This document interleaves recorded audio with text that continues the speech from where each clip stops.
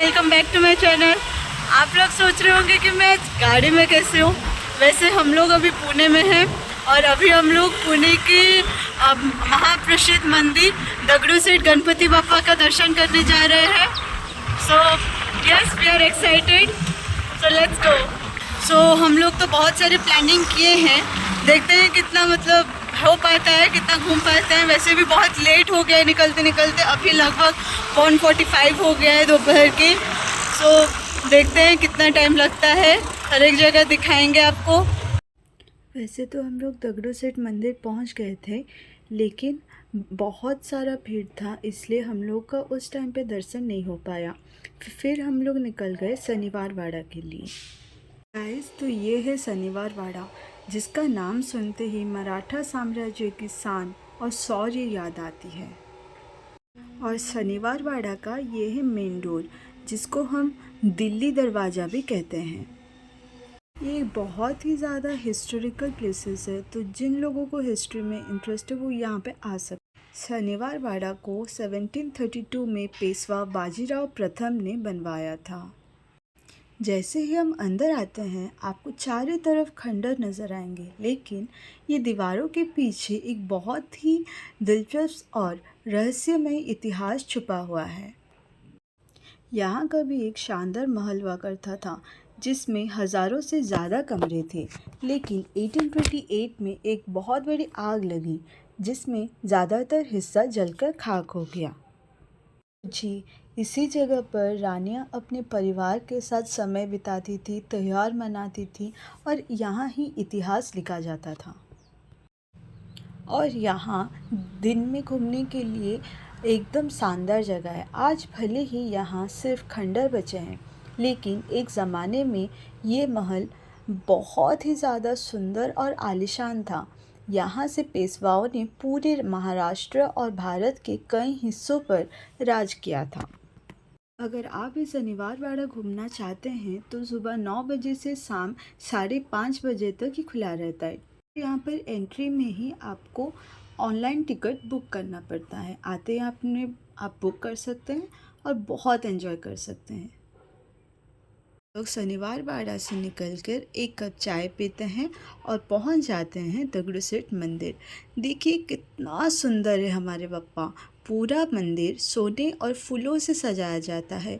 हर दिन यहाँ माहौल बहुत शांत और पॉजिटिव होता है। इस मंदिर का हिस्ट्री भी बड़ा ही इंटरेस्टिंग है। इसे एक हलवाई यानी मिठाई वाली दगड़ूशेठ जी ने बनवाया था। जब उन्होंने अपने बेटों को खो दिया था, उन्होंने गणपति बापा की मूर्ति बनाकर इसे पुणे को ही समर्पित कर दिया और तब से लेकर आज तक ये पुणे की शान बना हुआ है। हमने बप्पा का दर्शन ख़त्म करके जस्ट उसके सामने ही एक दुकान था, उससे क्यूट छोटी छोटी बप्पा का मूर्ति लिए हैं। गाइस, आज है हमारा डे 2 पुणे में। चलो देखते हैं हम लोग कहाँ जाते हैं। Let's go. तो हम डे 2 में पहुंच जाते हैं सिंगर फोर्ट। यहाँ पहुंचने का रास्ता थोड़ा चढ़ाई वाला है, लेकिन जैसे जैसे ऊपर आते हैं आप, नज़ारे और भी ज़बरदस्त होते जाते हैं। और हाँ, और ये जगह ट्रेकिंग करने वालों के लिए बहुत ही फेमस है। जैसे जैसे आप ऊपर आते जाएंगे, आपको ऐसे मस्त मस्त खाने वाली चीज़ें भी मिलते जाएंगे। बहुत सारी हेल्दी चीज़ें भी यहाँ पे मिलती है और गर्म भी रहती है, तो बहुत अच्छा लगता है। गाइस, आप लोग अगर सिंगर फोर्ट आ रहे हैं सो बी रेडी। बहुत चढ़ना पड़ता है, बहुत। So you have to be ready. Like बहुत ऊपर भी है और ऊपर जाने के बाद बहुत स्टेयर्स हैं। लाइक यू कैन सी, बहुत स्टेयर्स हैं। अभी नीचे से तो हम लोग बहुत चढ़ के आ गए हैं, ऊपर भी बहुत सारा है। So yes, you have to climb.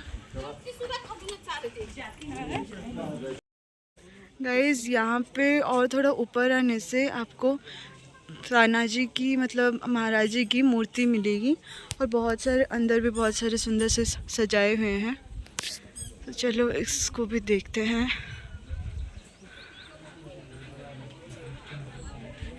ये है एंट्री और अंदर से ऐसा कुछ दिखता है ये। वाव,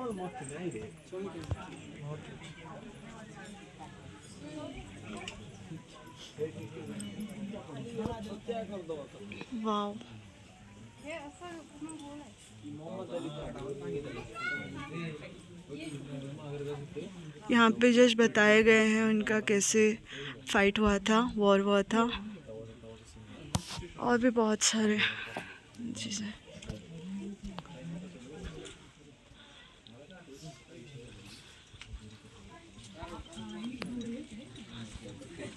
You can see it is beautiful. यहाँ पे बहुत सारे इससे लिखे गए हैं, सो आप पढ़कर भी देख सकते हैं। इंग्लिश में भी है।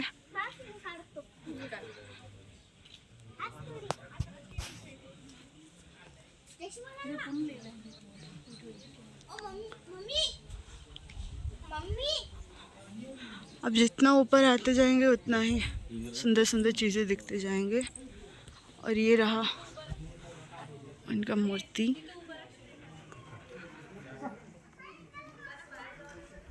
एक अंकल ऐसे पोज देते हुए।